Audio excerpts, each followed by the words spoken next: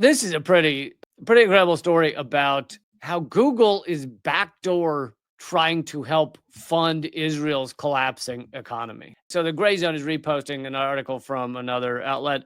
Their headline is Google imports ex-Israeli spies who automated the Gaza genocide. So Unit 8200 wrote the programming and designed the algorithms that automated the genocide of Gaza. I've done several segments on that. These algorithms they have that just decide someone in Gaza could possibly, maybe, conceivably, maybe have some connection to Hamas. And then that allows them to just murder their whole family, which is laughable, but that's the algorithm.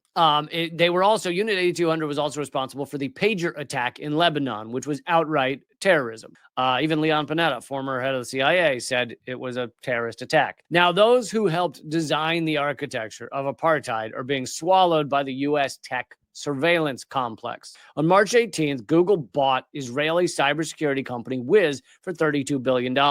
The acquisition will mark the single largest transfer of former Israeli spies into the American company Google. This is because Wiz is run and staffed by dozens of ex-Unit 8200 members, the specialist cyber spying arm of the IDF. We haven't yet gotten to how this is a backdoor funding of Israel's economy. The identity of the Wiz founders, all former 8200, is fairly well documented in Israeli media. One of the founders, Ami Lutwak, boasts on his LinkedIn, that he led a mission-critical R&D team for Unit 8200, which won them the Israel Defense Award 2012. Less well documented, however, is the fact that a huge chunk of the Wiz workforce, from office managers to software engineers to product analysts, are all former 8200. Following my investigation earlier this year into their members working in tech companies, I've identified nearly 50 Wiz employees as being ex-Unit 8200.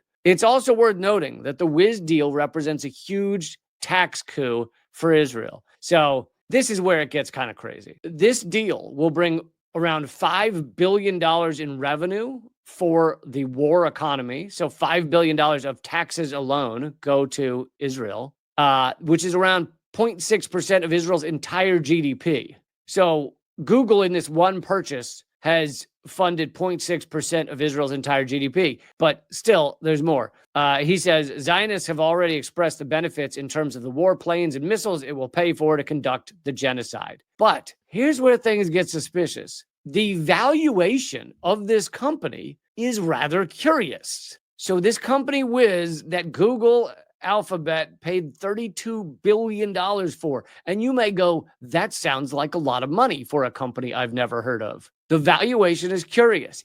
A huge 64 times Wiz's most recent annual sales. They just paid for this company 64 times what Wiz's sales are. As someone noted, you could buy Delta Airlines or Brazil's oil company Petrobras for this money and have change left over. Petrobras is one of the largest oil companies in the world. Delta Airlines is one of the largest airlines companies in the world. You could buy either of those for, $32 billion that they paid for this Israeli spyware company. I mean, Petrobras, it's insane. The overpriced valuation is as likely as much about politics as economics. Google is heavily invested in Israel. It opened offices there nearly 20 years ago. It's bought a number of Israeli startup tech companies in recent years. And former CEO Eric Schmidt has cozied up with Netanyahu. He was also one of the top people in Hillary Clinton's campaign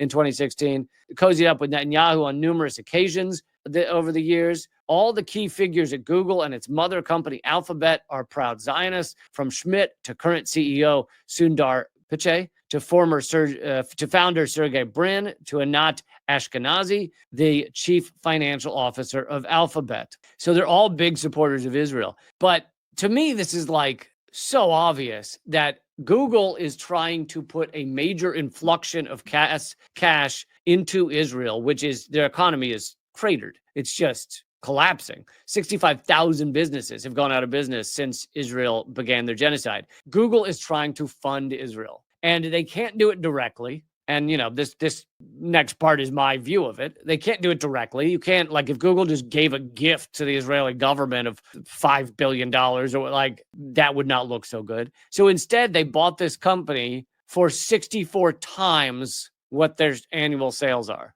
I mean, to me, it's not even really concealed that Google was just looking for a way to try and fund Israel, to try and get money to Israel. So yeah, Google, add that to your list of boycotts.